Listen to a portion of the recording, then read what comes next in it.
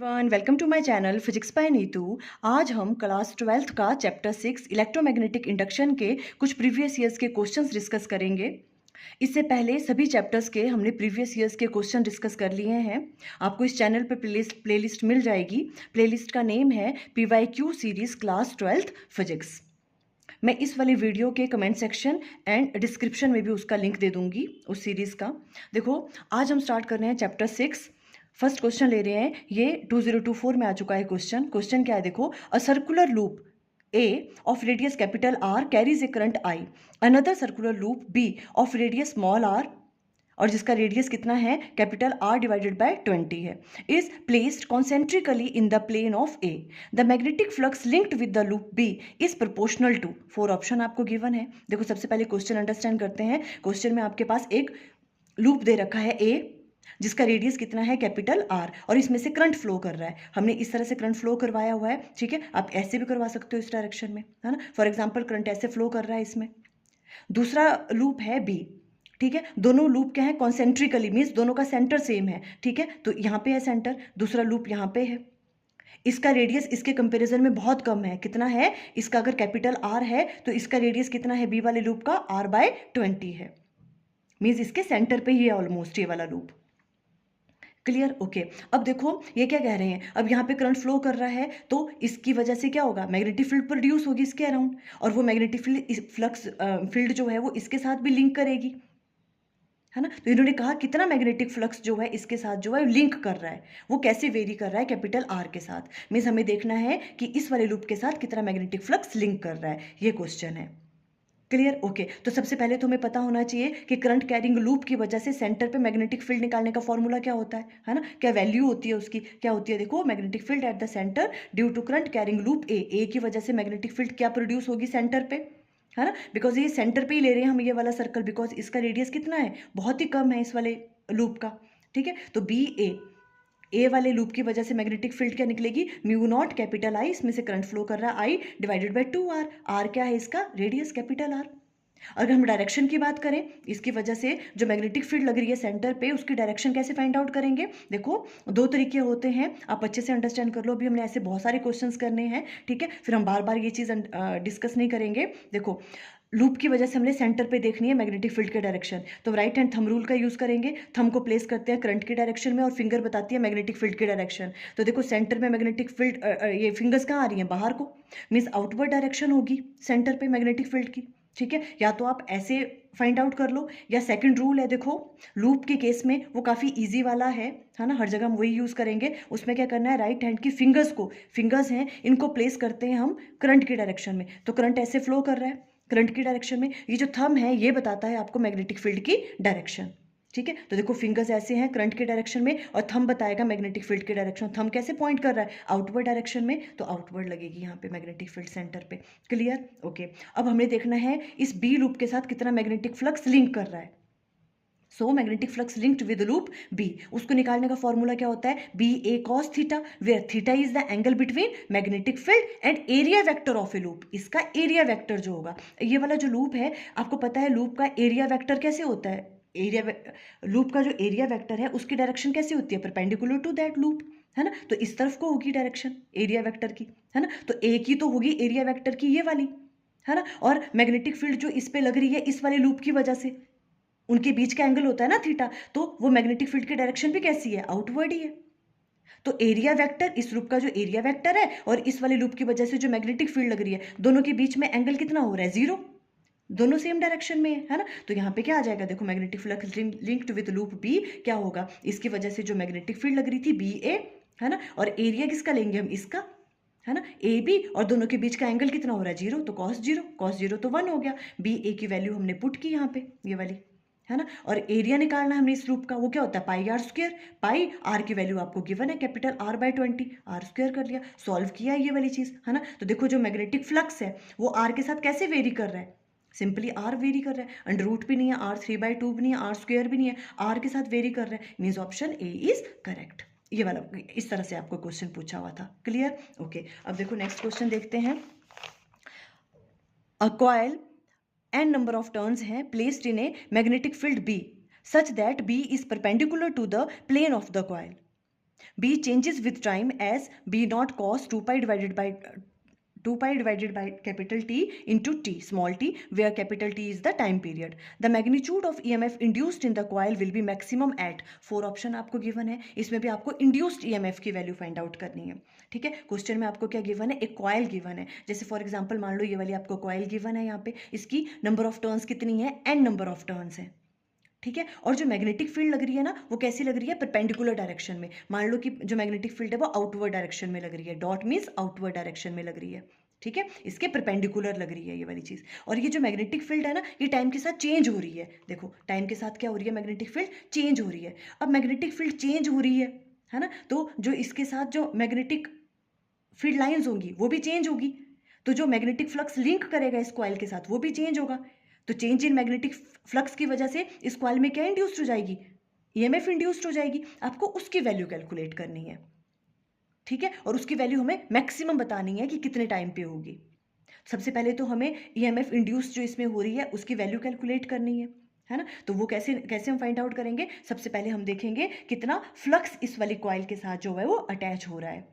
तो magnetic flux हमने निकालना है, तो कैसे होता है मैग्नेटिक फ्लक्स निकालने का formula, B A cos theta, theta is the angle between magnetic field and area vector of a coil. ठीक है, तो जो आपके पास मैग्नेटिक फील्ड है वो तो कैसी लग रही है, परपेंडिकुलर, मान लो ये आउटवर्ड डायरेक्शन में लग रही है ना। और इस कॉइल का एरिया वेक्टर क्या होता है, इसका इसके परपेंडिकुलर ही होता है एरिया वेक्टर भी। तो एरिया वेक्टर की डायरेक्शन भी ये है और मैग्नेटिक फील्ड भी बाहर कोई लग रही है, दोनों के बीच में एंगल कितना हो गया, 0 है ना। तो बी ए कॉस 0 इस तरह से राइट डाउन कर सकते हैं हम। ठीक है, बी की वैल्यू हमने पुट कर ली यहाँ पे, यहाँ आपको गिवन है बी की वैल्यू, मल्टीप्लाई बाय कर दिया एरिया। ये तो था अगर एक ही टर्न होती इसमें, पर इसमें आपको नंबर ऑफ टर्न्स कितनी गिवन है, एन है ना। तो टोटल फ्लक्स अगर आपको निकालना है तो नंबर ऑफ टर्न्स एन के साथ मल्टीप्लाई करना पड़ेगा, उतना ही तो इसमें फ्लक्स इसके साथ अटैच होगा, है ना। तो 5 टोटल क्या हो जाएगा आपके पास, ये n से मल्टीप्लाई कर दिया हमने इसको, n बी नॉट ए और साथ में cos 2 pi divided by capital T into small T, इसे हमने फर्स्ट का नाम दे दिया। Clear, okay. अब हमें पता है कि जो इंड्यूस्ड ईएमएफ होती है उसे निकालने का फॉर्मूला क्या होता है, E equal to minus d phi upon d t. कितना मैग्नेटिक फ्लक्स जो है इसके साथ जो क्या हो रहा है वो चेंज हो रहा है, चेंज इन मैग्नेटिक फ्लक्स के बराबर, है ना। तो E इक्वल टू हमने इसकी वैल्यू निकालनी है, इसके लिए हमें क्या करना पड़ेगा, इस चीज को डिफ्रेंशिएट करना पड़ेगा, है ना। तो d phi upon d t हमने किया, इसका ये चीजें तो कांस्टेंट है वैसे रह जाएंगी, इसकी डिफ्रेंशिएशन होगी। अब इसकी डिफ्रेंशिएशन कैसे फाइंड आउट करते हो आप, कॉस की डिफ्रेंशिएशन क्या होती है, माइनस साइन, तो माइनस आगे आ गया, माइनस साइन ऑफ दिस, ये पूरा का पूरा जो आपके पास एंगल है। ठीक है, इसको राइट डाउन कर लिया। अब इसकी भी डिफ्रेंशिएशन होगी, जब इसकी डिफ्रेंशिएशन होगी तो क्या आ जाएगी, 2 pi divided by capital T, उससे मल्टीप्लाई कर देते हैं हम। क्लियर, तो d phi upon d t की वैल्यू आ गई ये वाली। अब ये वाली वैल्यू कहाँ पुट करेंगे, यहाँ पे, क्योंकि हमें इंड्यूस्ड ईएमएफ की वैल्यू कैलकुलेट करनी है। तो E इक्वल टू क्या आ जाएगा आपके पास, देखो यहाँ पे minus d phi upon d t, minus बाहर है और ये वाली चीज़ हमने इसमें क्या कर ली, यहाँ पे पुट कर ली, माइनस माइनस प्लस हो गया, है ना। वैसे भी ये तो माइनस माइनस भी प्लस हो गया, वैसे भी हम इसका मॉड ही लेते हैं। ठीक है, ओके। तो ये वाली चीज़ क्या आ गई, देखो ये वाली, तो इंड्यूस्ड ईएमएफ की वैल्यू तो ये आ गई। अब क्वेश्चन में क्या पूछ रहे हैं कि हमें क्या फाइंड आउट करनी है, maximum value of induced EMF, कितने टाइम पे मैक्सिमम ईएमएफ इंड्यूस्ड होगी। तो देखो ये वाली वैल्यू मैक्सिमम कब होगी, जब ये वाली वैल्यू क्या होगी, जब sine 2 pi divided by capital T into small t की वैल्यू क्या होगी, प्लस माइनस 1, जब इसकी वैल्यू होगी तभी मैक्सिमम होगी इसकी वैल्यू, है ना। और हमें पता है साइन की वैल्यू प्लस माइनस 1 कब होती है, किस किस एंगल पे, पाई बाय 2 पे, 3 पाई बाय 2 पे, 5 पाई बाय 2 पे एंड सो ऑन, इस पे होती है वैल्यू। इसका मतलब ये जो एंगल है ये किसके बराबर होगा, इसके बराबर, ये होना चाहिए, तभी इसकी वैल्यू मैक्सिमम होगी, है ना। और इस चीज को हम राइट डाउन कर सकते हैं 2n माइनस 1 पाई बाय 2। तो मीन्स ये वाली चीज किसके बराबर आ गई, 2n माइनस 1 पाई बाय 2 इसके बराबर होगी, तभी इंड्यूस्ड ईएमएफ की वैल्यू मैक्सिमम होगी। यहाँ से अब आप क्या करो, स्मॉल टी की वैल्यू कैलकुलेट कर लो। टी इक्वल टू क्या आ जाएगा, ये उधर जाएगा, है ना, कैपिटल टी ऊपर आ गया, 2 पाई नीचे आएगा, 2 2 सा 4 आ गया, पाई से पाई क्या हो गया, कैंसिल आउट, ये वाली वैल्यू होगी। इतने टाइम पे जो है जो आपके पास इंड्यूस्ड ईएमएफ की वैल्यू है वो क्या होगी, मैक्सिमम होगी। ठीक है, तो it means option C is correct, ये वाली चीज। इस तरह से आप सॉल्व करोगे इस टाइप के क्वेश्चंस। Clear, okay. अब देखो फटाफट से नेक्स्ट देखते हैं। नेक्स्ट क्वेश्चन है, ये भी 2023 में आ चुका है। देखो, the direction of induced current in the loop ABC is, ठीक है, आपके पास देखो एक वायर गिवन है XY, इसमें से करंट फ्लो कर रहा है इस डायरेक्शन में।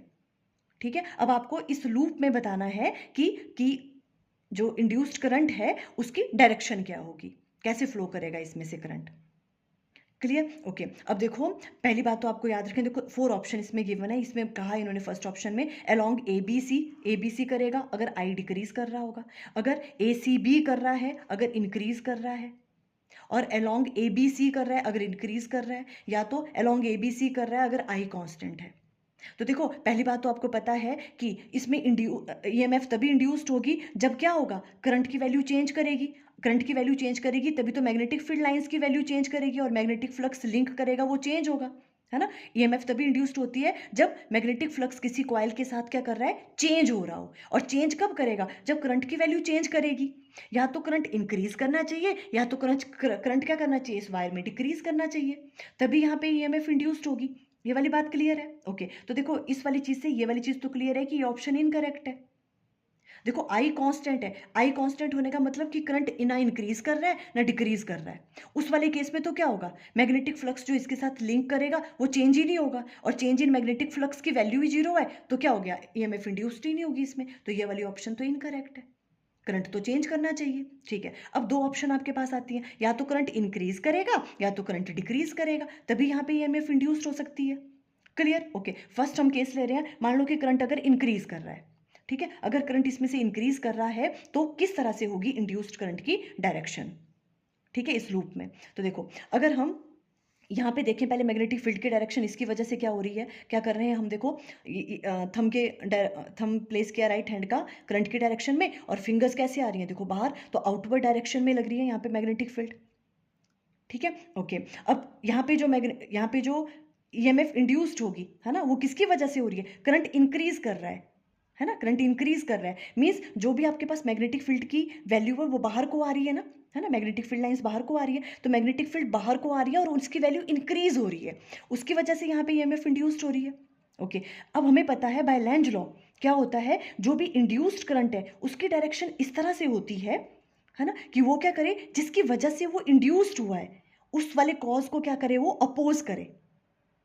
ठीक है, तो अब यहाँ पे इंड्यूस्ड करंट जो है वो किसकी वजह से हुआ, इंक्रीज इन मैग्नेटिक फ्लक्स की वजह से, और बाहर को हो रही है वो मैग्नेटिक फील्ड लाइंस, है ना, बाहर को हो रही है और उसकी वैल्यू इंक्रीज हो रही है, इसकी वजह से यहाँ पे ईएमएफ इंड्यूस्ड हुई। तो यहाँ पे करंट कैसे फ्लो करेगा, इस तरह से फ्लो करेगा कि वो अपनी उसकी वजह से जो मैग्नेटिक फील्ड लगे वो कैसी लगे, इनवर्ट डायरेक्शन में लगे, तभी तो उसको अपोज करेगा वो, है ना। यहाँ पे किसकी वजह से हो रही थी इंड्यूस्ड, बाहर आ रही है मैग्नेटिक फील्ड लाइंस, है ना, और उसकी वैल्यू इंक्रीज हो रही थी, है ना, उसकी वजह से इंड्यूस्ड हुआ था। अब इंड्यूस्ड करंट की डायरेक्शन इस तरह से होगी करंट की कि उसकी वजह से जो मैग्नेटिक फील्ड लगे ना वो कहाँ लगे, अंदर की तरफ को लगे, तभी तो उसको अपोज करेगा वो।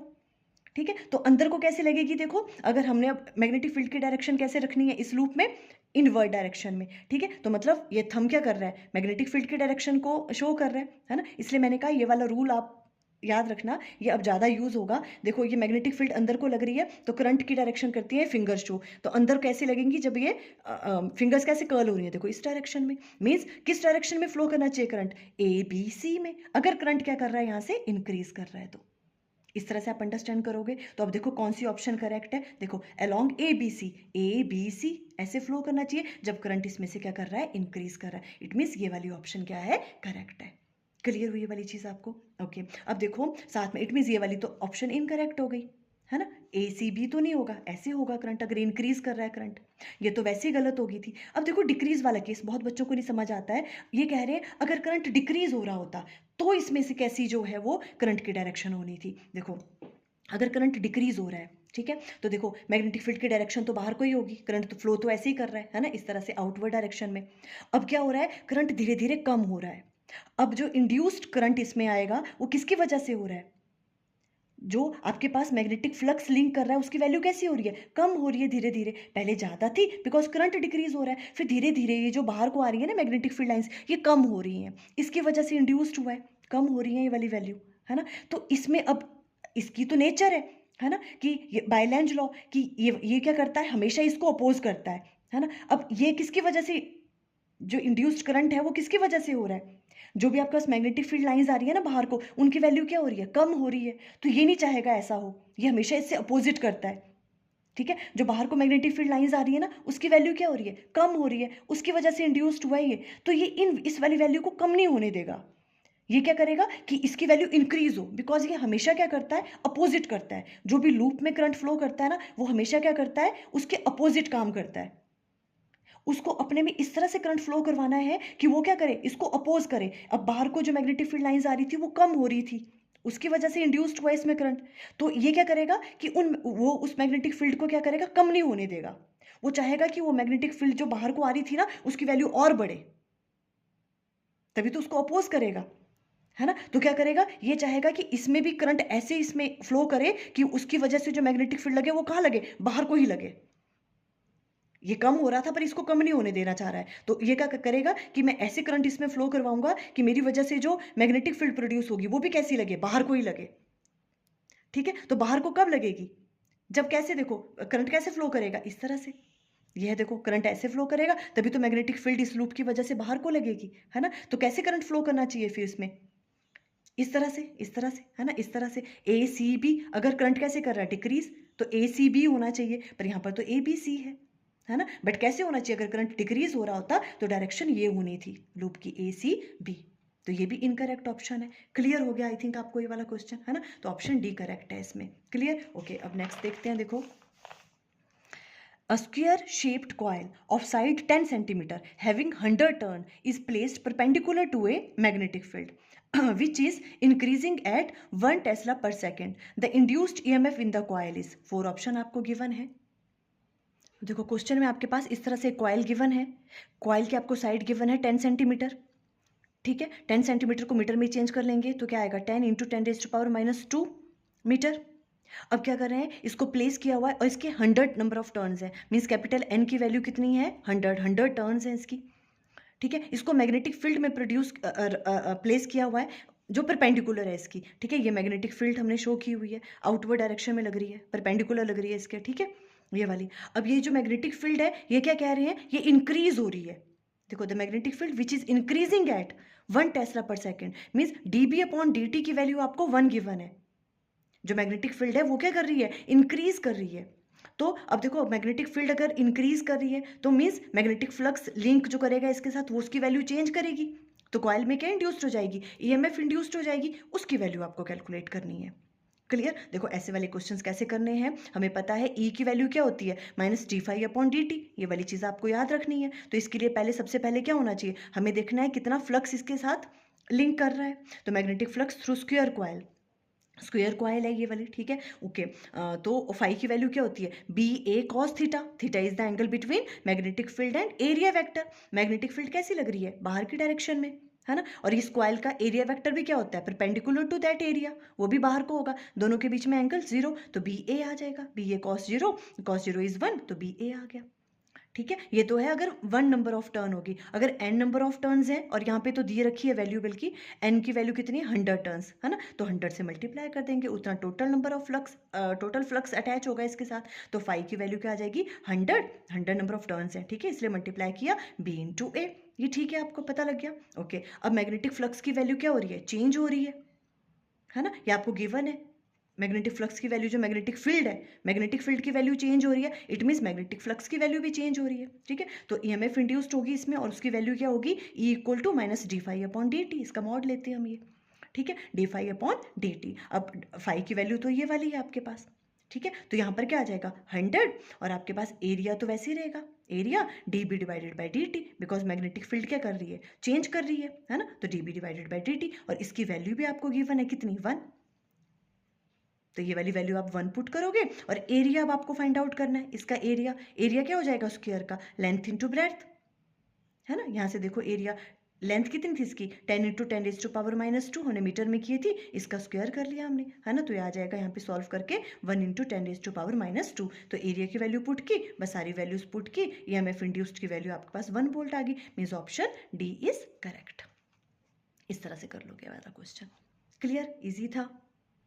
अब देखो ये वाला क्वेश्चन है, ये तो इजी है, कभी कभी ऐसे भी पूछ लेते हैं, ठीक है। The magnetic flux linked with the coil in Weber is given by the equation phi = 5t² + 3t + 16. The induced EMF in the coil at time t = 4 second will be, 4 option आपको गिवन है। क्या कह रहे हैं question में, देखो आपको magnetic flux की वैल्यू गिवन है, phi = ये वाली चीज़, आपको इंड्यूस्ड ईएमएफ निकालनी है, आपको पता है फॉर्मूला ई इक्वल टू क्या होता है, minus d phi upon d t, है ना, e equal to minus d phi upon d t, तो minus d d t of, इसको क्या करना है आपने, डिफ्रेंशिएट कर देना है, सिंपल डिफ्रेंशिएशन। यहाँ पे क्या आ जाएगी, ये 2 आ जाएगा, ये आएगा 5 2 10 10 टी प्लस इसकी आ जाएगी 3, ये कांस्टेंट टर्म है, इसकी हो जाएगी 0। ठीक है, इतनी ईएमएफ इंड्यूस्ड होगी, पर कितने टाइम पे कहा है आपको, 4 सेकंड पे, तो टी इक्वल टू क्या आ जाएगा, 4 सेकंड, टी की जगह 4 पुट कर दो, ये सॉल्व कर लोगे आप, तो ई की वैल्यू क्या आ गई आपके पास, माइनस 43 वोल्ट। मीन्स ऑप्शन कौन सी वाली करेक्ट होगी आपके पास, ऑप्शन बी इज करेक्ट। इस सिंपल सा क्वेश्चन था। और देखो नेक्स्ट क्वेश्चन देखते हैं। An air cooled solenoid with length 30 cm, area of cross section is 25 cm square and number of turn is 800, carries of 2.5 ampere। देखो पहले गिवन क्या क्या है आपको एक सोलेनॉइड गिवन है इस तरह से, ठीक है, सोलेनॉइड गिवन है, इसमें से करंट फ्लो कर रहा है, देखो आई इक्वल टू 2.5 एम्पेयर का करंट फ्लो कर रहा है इसमें से, और इसकी लेंथ आपको गिवन है 30 सेंटीमीटर, इस पूरी की कॉइल की लेंथ कितनी है, 30 सेंटीमीटर, इसको हमने मीटर में कन्वर्ट कर दिया तो 30 इंटू 10⁻⁻² मीटर आ गया। ठीक है, और ये जो नंबर ऑफ टर्न्स हैं कैपिटल एन, वो आपको गिवन है 800 है। ठीक है, ये वाली चीज़ भी आपको गिवन है, क्रॉस सेक्शनल एरिया भी आपको गिवन है। ठीक है, इसका क्रॉस सेक्शनल एरिया कितना है आपके पास, 25 सेंटीमीटर स्क्वायर। ठीक है, इसको हमने मीटर में कन्वर्ट कर लिया तो 25 मल्टीप्लाई बाय क्या हो जाएगा, 10⁻⁻⁴। ये वाली चीज़ पता है ना, बिकॉज सेंटीमीटर को मीटर में चेंज करते हैं तो 10⁻⁻² आएगा, और सेंटीमीटर टू टाइम्स होगा ये, है ना, तो 10⁻⁻⁴, बिकॉज एरिया है, मीटर स्क्वायर आ गया। Clear, okay. अच्छा, ये चीज़ आपको गिवन है। अब देखना है क्या पूछ रहे हैं, the current is suddenly switched off in a brief time of 10⁻³ second. इतने टाइम में जो है करंट इन्होंने एकदम बंद कर दिया। देखो अगर तो करंट इसमें लगातार फ्लो करता रहता तो इसमें ईएमएफ इंड्यूस नहीं होनी थी, कांस्टेंट करंट में नहीं होती है, पर करंट एकदम इन्होंने क्या कर दिया, स्विच ऑफ कर दिया। ठीक है, okay. Ignoring the variation in magnetic field near the end of a solenoid. ठीक है, the average back EMF induced across the end of the open switch in the circuit would be. देखो अब जैसे यहाँ पे अपने करंट की value को 0 कर दिया, ठीक है, तो क्या हो जाएगा, जो भी आपके पास करंट की वैल्यू स्लोली स्लोली कम होगी, है ना, तो जो मैग्नेटिक फ्लक्स लिंक कर रहा है कॉइल के साथ उसकी वैल्यू भी कम होगी, तो चेंज इन मैग्नेटिक फ्लक्स की वजह से इसमें बैक ईएमएफ इंड्यूस्ड हो जाएगी, उसकी वैल्यू आपको फाइंड आउट करनी है, यहाँ पे ये पूछ रहे हैं ये। Clear, okay. तो देखो जब ये आपको पता है, ये इस कॉइल के केस में, जो सोलेनॉइड के केस में होता है, हमने ये वाली चीज़ की हुई है, ई इक्वल टू किसके बराबर होती है, -L di/dt। ऐसे लिख सकते हैं, इंड्यूस्ड ईएमएफ की वैल्यू ये वाली होती है ना, -L, L क्या था, self inductance of a coil, -L di/dt। आप फ्लक्स वाले तरीके से भी कर सकते हो, उसमें क्या करना है आपने, पहले फ्लक्स की वैल्यू निकाल दो, आपको पता होना चाहिए सोलेनॉइड के अंदर जो है फ्लक्स की वैल्यू कितनी होती है, उसका फॉर्मूला लगा के आप वैसे भी कर सकते हो, आप ऐसे भी कर सकते हो। ठीक है, ये इजी, ये एकदम से स्ट्रेट फॉर्मूला है। देखो ये आपको पता है इंड्यूस्ड ईएमएफ की वैल्यू क्या होती है, -L di/dt। ठीक है, -L वैसे रहने दिया, डी आई डेल्टा L/ΔT हम ले रहे हैं। ठीक है, तो यहाँ I2 - I1 डिवाइडेड बाय कितना टाइम, टाइम की वैल्यू आपको गिवन है 10⁻⁻3, ये हमने यहाँ पुट कर लिया। क्लियर यहाँ पे, ओके। अब इस वाले फॉर्मूले में फिर हमने जो है वैल्यूज पुट करनी है, तो सबसे पहले हमें सेल्फ इंडक्टेंस पता होनी चाहिए यहाँ पे, है ना। इस तरह से अगर आपको सॉल्व करना है तो आपको सेल्फ इंडक्टेंस का फॉर्मूला आना चाहिए। सेल्फ इंडक्टेंस का फॉर्मूला क्या होता है, कैपिटल L, इसका फॉर्मूला होता है μ0 कैपिटल N का square A/L।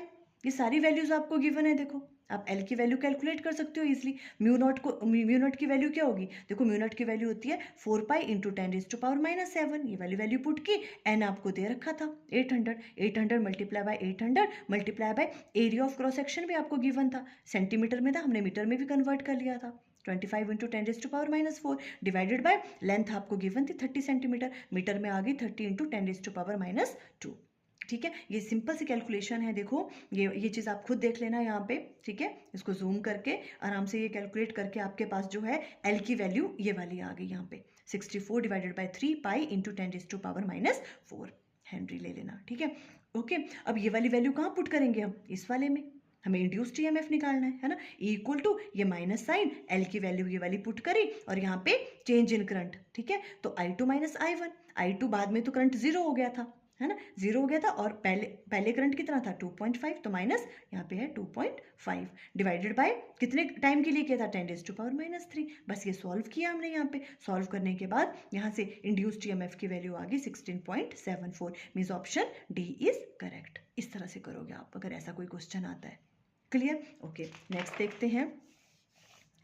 A coil of area 100 centimeter square is kept at an angle of 30 degree with the magnetic field of 10⁻⁻1 Tesla.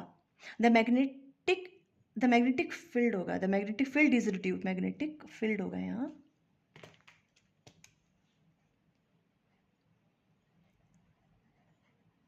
the magnetic field is reduced to 0, magnetic field फिर reduced to 0 कम हो गई in 10⁻⁻4 second. The induced EMF in the coil, आपको 4 option given है। देखो आपको एक coil given है, magnetic field के साथ जो एरिया वेक्टर है उसका वो एंगल कितना बना रहा है 30 डिग्री, ठीक है। और उसके बाद क्या हुआ कि मैग्नेटिक फील्ड की वैल्यू को चेंज कर दिया, जैसे मैग्नेटिक फील्ड की वैल्यू को चेंज किया, मैग्नेटिक फ्लक्स जो लिंक कर रहा था कॉइल के साथ वो भी चेंज हुआ होगा, उसकी वजह से उसमें इंड्यूस्ड ईएमएफ प्रोड्यूस हुई, ठीक है। वो इंड्यूस्ड ईएमएफ की वैल्यू आपको कैलकुलेट करनी है, द्वारा वही फॉर्मूला E = क्या होगा -dφ/dt, ठीक है। पहले हमें क्या फाइंड आउट करना है, कितना मैग्नेटिक फ्लक्स जो उसके साथ वो लिंक कर रहा है। देखो गिवन क्या क्या है आपको, जो भी कॉइल है उसका एरिया आपको गिवन है 100 सेंटीमीटर स्क्वायर। इसको पहले मीटर में, हमेशा आपको पहले मीटर में चेंज कर लेनी है चीज़ें। 100 × 10⁻⁻4 मीटर आ गया। Theta is the angle between area vector and magnetic field, वो आपको गिवन है 30, थीटा = 30 हो गया, ठीक है। एक चीज़ मैं यहाँ पे ऐड करूँगी, देखो कई बार क्वेश्चन में क्या कर देते हैं ना, क्वेश्चन किस तरह से पूछते हैं कि जो भी आपके पास कॉइल है, जो कॉइल का प्लेन है वो मैग्नेटिक फील्ड के साथ मान लो 30 डिग्री का एंगल बना रहा है। अगर क्वेश्चन में ऐसा गिवन होता तो थीटा की वैल्यू 30 नहीं आनी थी। फिर देखो थीटा किस किस के बीच में एंगल होता है, area vector and magnetic field के बीच में, ठीक है। अगर क्वेश्चन में इस तरह से लिखा हुआ है कि जो कॉइल है उसका प्लेन बना रहा है, जो कॉइल का प्लेन है वो मैग्नेटिक फील्ड के साथ जो है एंगल बना रहा है 30 डिग्री, तो थीटा की वैल्यू 30 नहीं होनी थी, वो कितनी होनी थी 90 - 30, because theta is the angle between किस किस के बीच में होता है, एरिया वेक्टर, जो भी आपके पास कॉइल है उसका area vector and magnetic field के बीच में, प्लेन एंड मैग्नेटिक फील्ड के बीच में नहीं होता, ठीक है। तो उस वाले केस में क्या होना था, यहाँ पे हमने 90 - 30 कर देना था, तो 60 आनी थी वैल्यू थीटा की। कब, अगर क्वेश्चन में राइट डाउन किया होता कि जो कॉइल का प्लेन है वो मैग्नेटिक फील्ड के साथ कितना एंगल बना रहा है 30। क्लियर है? ओके, इस वाले केस में तो थीटा 30 डिग्री होगा, ठीक है, बिकॉज ये एरिया वेक्टर की डायरेक्शन है, ठीक है। एरिया वेक्टर किसके साथ बनाता है, मैग्नेटिक फील्ड के साथ, वो 30 गिवन है और आपको कितनी है मैग्नेटिक फील्ड की वैल्यू भी गिवन है 10⁻⁻1 टेस्ला, और बाद में मैग्नेटिक फील्ड की वैल्यू को क्या कर दिया उन्होंने, 0 कर दिया। मैग्नेटिक फील्ड चेंज होगी देखो तभी तो इंड्यूस्ड ईएमएफ होगी, है ना, तो बाद में B2 की वैल्यू क्या कर दी 0, ठीक है। कई क्वेश्चन में करंट की वैल्यू चेंज कर देते हैं, तो देखो करंट की वैल्यू भी चेंज करेंगे तो भी मैग्नेटिक फील्ड की वैल्यू चेंज होगी, मैग्नेटिक फ्लक्स की, है ना। यहाँ पे मैग्नेटिक फील्ड की वैल्यू 0 की, और चेंज कितने टाइम में 10⁻⁻4 सेकेंड। तो magnetic flux linked with the coil कैसे निकालोगे आप, ΔΦ = क्या हो जाएगा, जो भी चेंज इन मैग्नेटिक फील्ड है ΔB A cos थीटा, है ना, और theta is the angle between area vector of a coil and magnetic field, वो आपको गिवन है 30, तो cos 30 यहाँ पे आ जाएगा और यहाँ पे आ जाएगा B2 - P1। B2 क्या था, बाद में तो उन्होंने 0 कर दी, और पहले मैग्नेटिक फील्ड की वैल्यू कितनी थी 10⁻⁻1, और एरिया आपको दिया, एरिया भी आपको गिवन था कॉइल का, वो आपने 100 ये वाली चीज़ पुट कर ली, और cos 30 की वैल्यू कितनी होती है √3/2, ये सारी वैल्यूज यहाँ पुट की, ये सॉल्व करके ये वाला आ गया। अब हमने EMF इंड्यूस निकालनी है, उसका फॉर्मूला हमें पता है, E = -dφ/dt होता है ना, ये माइनस और अंदर भी ये वाली वैल्यू थी, माइनस माइनस हो गया प्लस, ये सॉल्व करके ये वाली चीज़ आ जाएगी आपके पास 5/√3, means option A is correct. इस तरह से क्वेश्चन करने हैं, पहले आपको मैग्नेटिक फ्लक्स की वैल्यू फाइंड आउट करनी है, फिर चेंज इन मैग्नेटिक फ्लक्स निकाल दोगे आप, वो हो गया आपके पास इंड्यूस्ड EMF। क्लियर? ओके, देखो नेक्स्ट क्वेश्चन ले रहे हैं। क्वेश्चन है what is the direction of induced current in metal ring 1 and 2 when current I in the wire is increasing. देखो अब दोबारा से वही क्वेश्चन आ गया जो हमने पहले किया था। ओके, अब ये कह रहे हैं आई करंट जो है यहाँ पे इंक्रीज कर रहा है, ठीक है। तो बताओ कि इस वाले में और इस वाले में किस तरह से जो इंड्यूस्ड करंट होगा ना उसकी डायरेक्शन आपको बतानी है।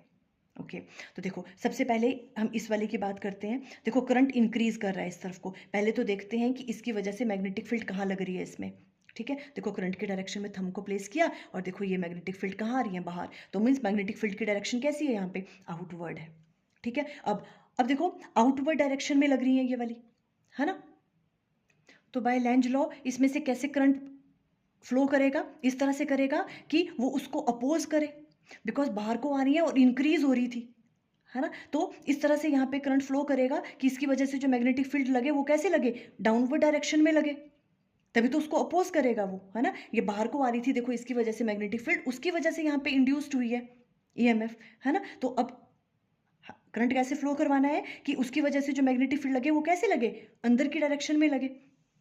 ठीक है, तो अंदर अंदर की तरफ को लगे मतलब डाउनवर्ड डायरेक्शन में, तो ये है आपके पास मैग्नेटिक फील्ड की डायरेक्शन और फिंगर बताती है करंट की डायरेक्शन, है ना, तो ये अंदर लगे तो क्या करना पड़ेगा, करंट को कैसे फ्लो करना पड़ेगा, इस तरह से क्लॉकवाइज डायरेक्शन में, इस तरफ देखो तो क्लॉकवाइज में जा रहा है, देखो ये, है ना, induced current in clockwise direction में होगा, तो इस वाले में समझ आ गया हमें क्लॉकवाइज डायरेक्शन में होगा, क्लियर, ओके। अब सेकंड वाले की बात करते हैं हम, सेकंड वाले में देखो क्या है, करंट की इसकी वजह से देखते हैं मैग्नेटिक फील्ड यहाँ कैसी लग रही है, देखो इसकी वजह से ऐसे करके है ना, फिंगर्स कैसे जा रही है यहाँ पे अंदर की डायरेक्शन में, तो डाउनवर्ड डायरेक्शन में लग रही है यहाँ पे मैग्नेटिक फील्ड, और वो इंक्रीज भी हो रही है, डाउनवर्ड डायरेक्शन में इंक्रीज हो रही है ना, तो जो यहाँ पे करंट यहाँ से फ्लो करेगा वो कैसे करेगा कि उसकी वजह से जो मैग्नेटिक फील्ड लगे वो कैसी लगे, आउटवर्ड डायरेक्शन में लगे, है ना, आउटवर्ड डायरेक्शन में कब लगेगी, देखो ये लग रही है आउटवर्ड डायरेक्शन में, तो करंट कैसे फ्लो करना चाहिए, देखो इस तरह से, कैसे करना चाहिए, एंटी क्लॉकवाइज, इस तरह से करेगा,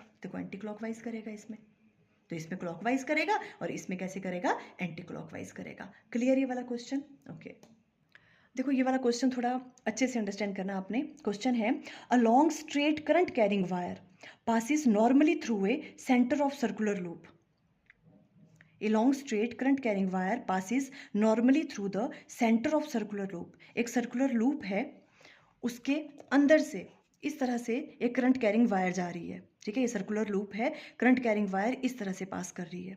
if the current through the wire increases, अब इसमें से जो करंट है ना उसकी वैल्यू इंक्रीज हो रही है, will there be induced EMF in the loop, तो इस करंट के इंक्रीज होने की वजह से क्या इस लूप में मैग्नेटिक फील्ड प्रोड्यूस होगी, इंड्यूस्ड ईएमएफ इंड्यूस्ड होगी क्या इसमें, ये क्वेश्चन में पूछ रहे हैं ये, क्लियर, ओके। देखो सबसे पहले तो हमें फॉर्मूला पता है, हमें पता है इंड्यूस्ड ईएमएफ निकालने का फॉर्मूला क्या होता है, -d∅/dt, कि जो भी उसका फ्लक्स लिंक कर रहा है उसकी वैल्यू चेंज करनी चाहिए, है ना, तो सबसे पहले हम फ्लक्स की वैल्यू फाइंड आउट करते हैं, ठीक है, फ्लक्स निकालने का फॉर्मूला क्या होता है, BA cos थीटा, और BA cos थीटा क्या होता है, theta is the angle between magnetic field and area vector, ठीक है, तो अब हमें फाइंड आउट करना है पहले फ्लक्स की वैल्यू, कि फ्लक्स की वैल्यू क्या होगी पहले, ठीक है, ओके, तो BA cos थीटा, अब देखो BA cos थीटा, ए क्या है, एरिया वेक्टर की डायरेक्शन, ठीक है, ओके, सबसे पहले तो आप बी की वैल्यू देखो, ये आपके पास करंट कैरिंग वायर है ना, क्वेश्चन में इन्होंने कहा कि ये करंट कैरिंग वायर है और यहाँ से इस तरह से ये आपके पास कोई लूप है, ठीक है, इसके सेंटर से पास कर रहा है, तो ये कह रहे हैं इसमें अगर करंट की वैल्यू इंक्रीज कर रही है, मान लो इस डायरेक्शन में करंट की वैल्यू इंक्रीज कर रही है, तो क्या इसकी वजह से इस वाले में ईएमएफ इंड्यूस्ड होगी, ओके, तो सबसे पहले तो हम देख लेते हैं एक करंट कैरिंग वायर की वजह से मैग्नेटिक फील्ड प्रोड्यूस होगी, है ना, और वो उसकी डायरेक्शन क्या होगी, देखो करंट इस डायरेक्शन में, मैग्नेटिक फील्ड कैसे बन रही है, इस तरह से फिंगर्स बताती है मैग्नेटिक फील्ड की डायरेक्शन, तो मैग्नेटिक फील्ड ऐसे होगी इसके अराउंड, मैग्नेटिक फील्ड की डायरेक्शन क्या है, ये वाली है, ठीक है, ओके। अब हम क्या करते हैं, मैग्नेटिक फ्लक्स निकालना है हमने इस कॉइल के साथ, ठीक है, ये कॉइल आपके पास इस तरह से है यहाँ पे, ठीक है, ओके, तो अब हमने क्या करना है इस तरह से, ठीक है, अब हमें क्या करना है, इस पे देखना है मैग्नेटिक फ्लक्स की वैल्यू, कि मैग्नेटिक फ्लक्स कितना अटैच कर रहा है इसके साथ, ठीक है, ओके, तो हम कैसे निकालते हैं, पहले हम थीटा देखते हैं, angle between magnetic field and area vector of this coil, इसका एरिया वेक्टर क्या होगा मुझे ये बताओ, ये है ना, ये वाली जो आपके पास कॉइल है इस तरह से, है ना, ये जो आपके पास लूप है, ठीक है, इसका एरिया वेक्टर क्या होगा, इसी डायरेक्शन में, जिस डायरेक्शन में देखो ये करंट है ना, इसके परपेंडिकुलर होता है ना, तो एरिया वेक्टर की डायरेक्शन तो ये वाली होगी, एरिया वेक्टर की डायरेक्शन ए एंड बी के बीच में एंगल होता है, और इसकी वजह से मैग्नेटिक फील्ड कैसे प्रोड्यूस हो रही थी, देखो ऐसे, इस तरह से मैग्नेटिक फील्ड ऐसे है, ठीक है, और एरिया वेक्टर इसका कहाँ कर रहा है, इस तरफ, दोनों के बीच में एंगल कितना बन रहा है, 90 डिग्री का, और 90 डिग्री का एंगल है तो बी ए कॉस 90 हो जाएगा, और कॉस 90 की वैल्यू तो जीरो होती है। मैग्नेटिक फ्लक्स तो इसके साथ लिंक ही नहीं कर रहा है। एफ आई की वैल्यू क्या आ गई, जीरो। अगर फाई की वैल्यू जीरो है तो ईएमएफ भी इंड्यूस नहीं होगी, बिकॉज इंड्यूस्ड ईएमएफ क्या होती है, चेंज ऑफ मैग्नेटिक फ्लक्स। जब मैग्नेटिक फ्लक्स ही लिंक नहीं कर रहा है इस कॉइल के साथ तो ईएमएफ की वैल्यू भी जीरो होगी। क्लियर ये वाली चीज। देखो बाकी चीजें इसमें इजी थी, सिंपल ये वाली चीज अंडरस्टैंड करने वाली है। देखो ये है इसकी, हमने देखना था पहले मैग्नेटिक फ्लक्स कितना इसके साथ लिंक कर रहा है, आपको विजिबल है कितना मैग्नेटिक फ्लक्स लिंक कर रहा है, और वो कैसे निकालते हैं हम। इस वाले जो भी आपके पास ये लूप है इसका एरिया वेक्टर लेते हैं। इसका एरिया वेक्टर कहाँ होगा, इस डायरेक्शन में perpendicular to this area. Area vector यहाँ पे उसका लेते हैं हम एंगल किसके साथ, मैग्नेटिक फील्ड की डायरेक्शन। इसकी वजह से मैग्नेटिक फील्ड बन रही है ऐसे, ये मैग्नेटिक फील्ड की डायरेक्शन है, और ये एरिया वेक्टर की दोनों के बीच में एंगल 90 डिग्री बन रहा है। तो जब ये एंगल 90 डिग्री हो गया तो इसके साथ फ्लक्स क्या कर रहा है, लिंक ही नहीं कर रहा है। जब फ्लक्स ही लिंक नहीं कर रहा है तो इंड्यूस्ड ईएमएफ की वैल्यू भी क्या होगी, जीरो। यही यहाँ पे राइट डाउन किया हुआ है, ठीक है। यहाँ मैंने शो करने की कोशिश की है, बट आई थिंक ऐसे इतना ज़्यादा अंडरस्टैंड नहीं होगा, जैसे इसलिए मैंने इस तरह से अंडरस्टैंड करवाया, ठीक है। देखो इस तरह से जो करंट है, करंट की डायरेक्शन ऐसे, और इसकी वजह से मैग्नेटिक फील्ड बन रही है ये वाली, ठीक है। मैग्नेटिक फील्ड इसमें ऐसे है ना, और ये आपके पास जो लूप है, ठीक है, लूप का एरिया वेक्टर इसी डायरेक्शन में है, और मैग्नेटिक फील्ड लग रही है ऐसे, मैग्नेटिक फील्ड ऐसे है, और लूप की डायरेक्शन ये वाली है। देखो एरिया वेक्टर की डायरेक्शन, जो एरिया है इस वाले का एरिया वेक्टर इस तरफ, तो दोनों के बीच में एंगल कितना बन रहा है, देखो इस तरह से, ये मैग्नेटिक फील्ड है और एरिया वेक्टर इस तरफ को, दोनों के बीच में एंगल कितना हो रहा है, 90 डिग्री। तो वैल्यू क्या आएगी फ्लक्स की, जीरो आएगी। क्लियर। तो इंड्यूस्ड ईएमएफ की वैल्यू भी क्या होगी, जीरो होगी। अब देखो नेक्स्ट क्वेश्चन है, figure shows a current carrying solenoid moving towards conducting loop. एक करंट कैरिंग आपके पास क्या है, सोलेनॉइड है, ठीक है, वो इस लूप के पास जा रहा है। Find the direction of current induced in the loop. बताओ इस लूप में करंट की डायरेक्शन क्या होगी। इस तरह से है ये लूप, ठीक है। तो इन्होंने कहा कि बताओ यहाँ पे करंट की डायरेक्शन क्या होगी। ये जो करंट कैरिंग सोलेनॉइड है ना, ये इसके पास आ रहा है, ठीक है। तो बताओ यहाँ पे इंड्यूस्ड करंट की डायरेक्शन क्या होगी, ये पूछ रहे हैं। क्लियर है, आपको ये विजिबल है ना, इस तरह से। ओके, अब देखो किस तरह से करेंगे। देखो करंट की डायरेक्शन आपको गिवन है, इन्होंने इस तरह से दी हुई है करंट की डायरेक्शन। देखो जब भी इस तरह से डायरेक्शन दी होती है ना करंट की, तो यहाँ से देखो इन्होंने खाली स्पेस छोड़ा हुआ है। इट मीन्स क्या, कि ये जो भी आपके पास वायर है ये कैसे गई होगी, पीछे से लेके आगे आई हुई है। देखो इस तरह से ऐसे है ना, देखो यहाँ से शो किया हुआ है, इसका मतलब ये डॉटेड लाइन ये पीछे से गया और आगे से आया हुआ है। वायर जो है वो कैसी है, देखो वायर कैसी है, ये है वायर। देखो वायर पीछे से गई और ऐसे आगे आई है, पीछे से गई ऐसे आगे आई है, मीन्स ये है डायरेक्शन ऐसे, और ये इस तरफ को आ रही है, ठीक है।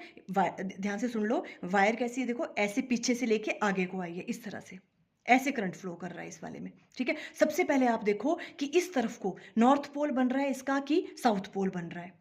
जब भी ऐसे क्वेश्चन आएंगे तो देखो हमने क्या कहा, वायर ऐसे गई है पीछे से आगे इस तरह से, ठीक है, इस तरह से करंट फ्लो कर रहा है।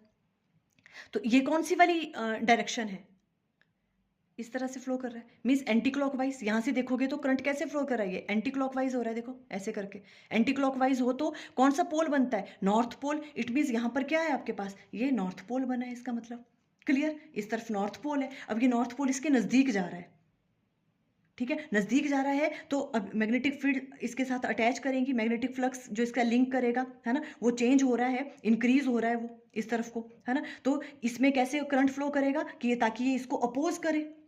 अपोज कैसे करेगा, अगर इस तरफ भी क्या बने, नॉर्थ पोल ही बने, तभी तो इसको अपोज करेगा ये, है ना। ये इसके नज़दीक जा रहा है और ये इसको अपोज करेगा। अपोज कब करेगा, जब यहाँ पर भी नॉर्थ पोल बने। और नॉर्थ पोल कब बनता है, जब करंट कैसे फ्लो करता है, एंटी क्लॉकवाइज डायरेक्शन में। तो यहां पर भी करंट कैसे फ्लो करेगा, एंटी क्लॉकवाइज डायरेक्शन में।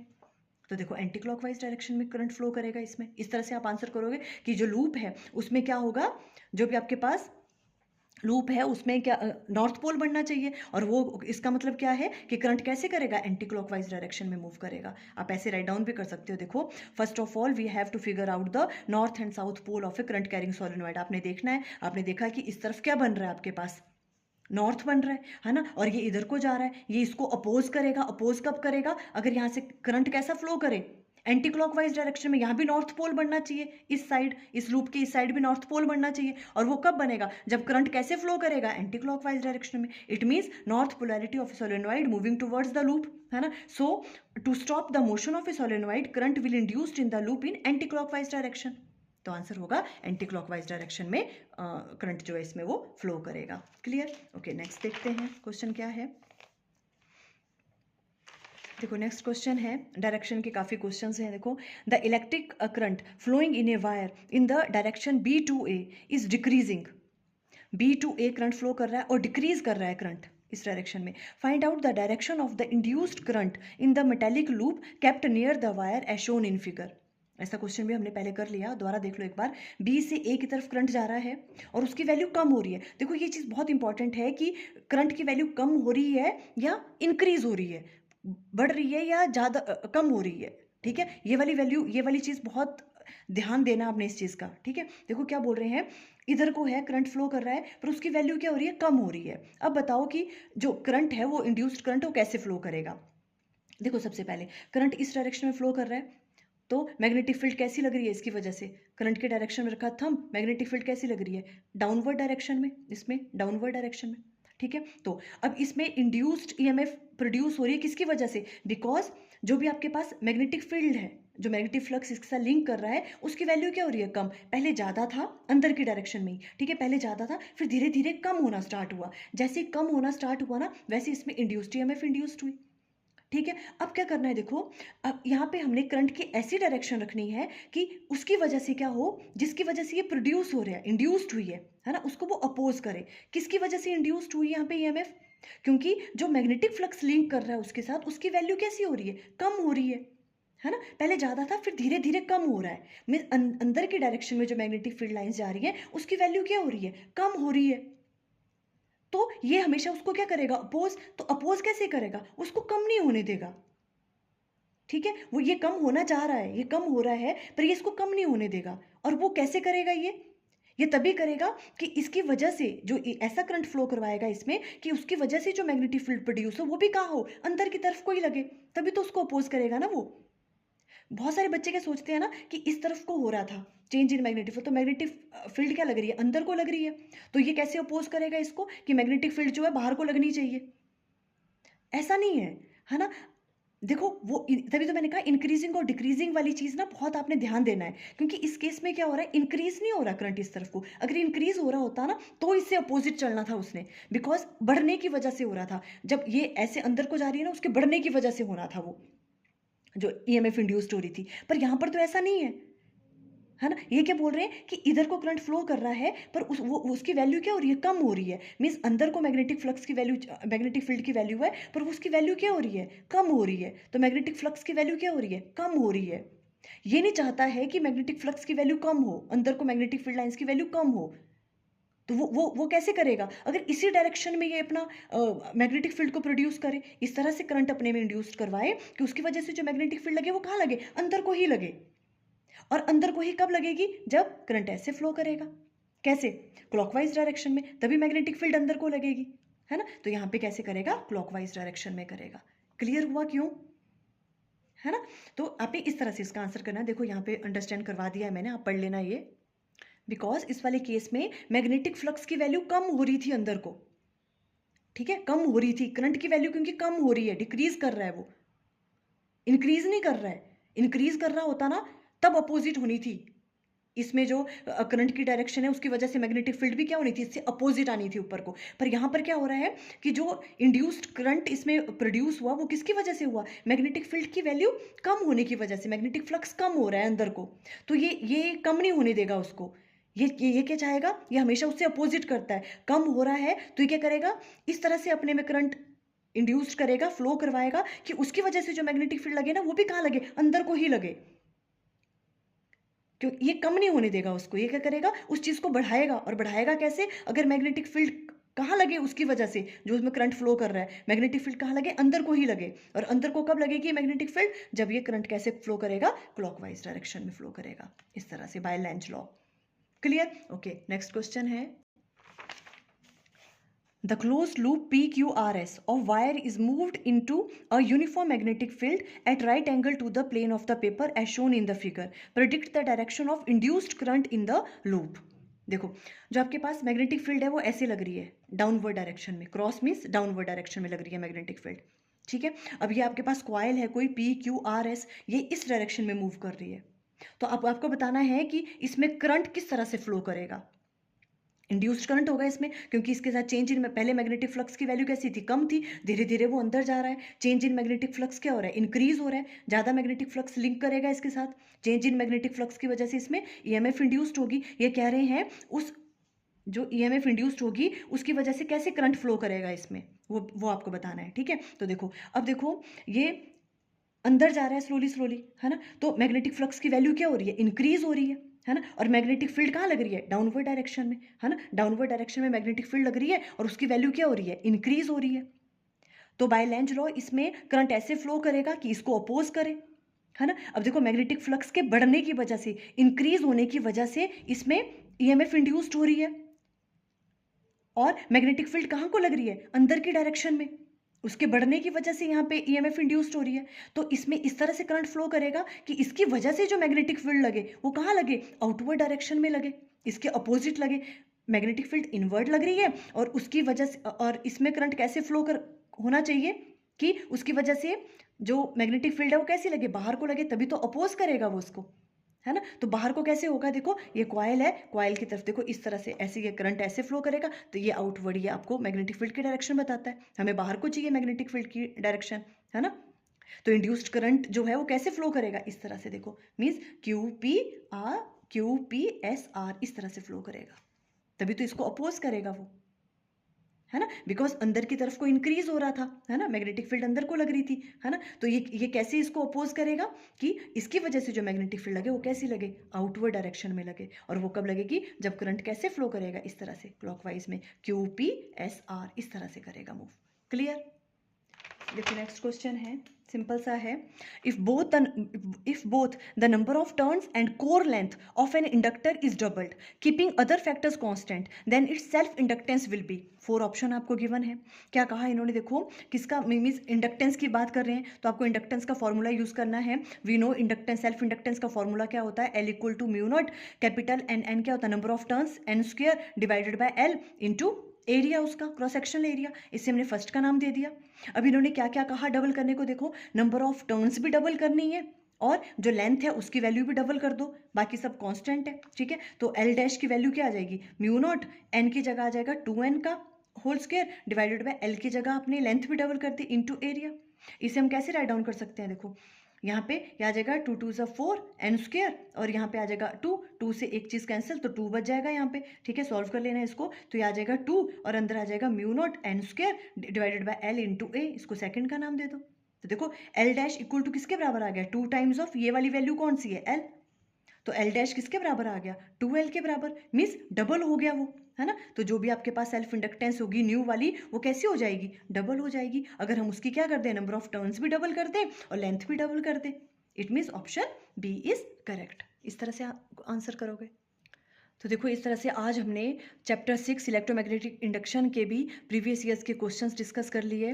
अगर आपको और किसी क्वेश्चन में प्रॉब्लम होगी तो आप कमेंट सेक्शन में बता सकते हो, मुझे इंस्टाग्राम पे भी मैसेज कर सकते हो, तो मैं उस पर भी वीडियो बना लूँगी। आपकी कोई भी प्रॉब्लम्स होंगी, जो कोई से भी क्वेश्चंस होंगे तो आप मुझे भेज सकते हो कमेंट सेक्शन में, या तो फिर इंस्टाग्राम पे मैसेज कर सकते हो।